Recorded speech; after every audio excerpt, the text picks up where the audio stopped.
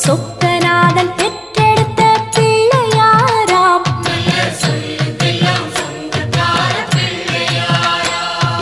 கைலாய மலைய விட்டு தெற்கே வந்தாராம்.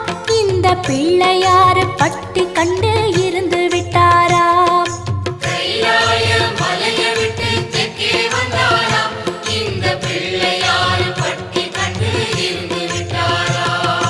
கணபதியார் வந்தாரம்மா, நம்ம உறவாக நின்னாரம்மா.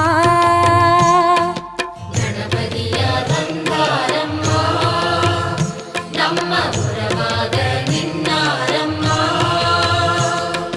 சொக்க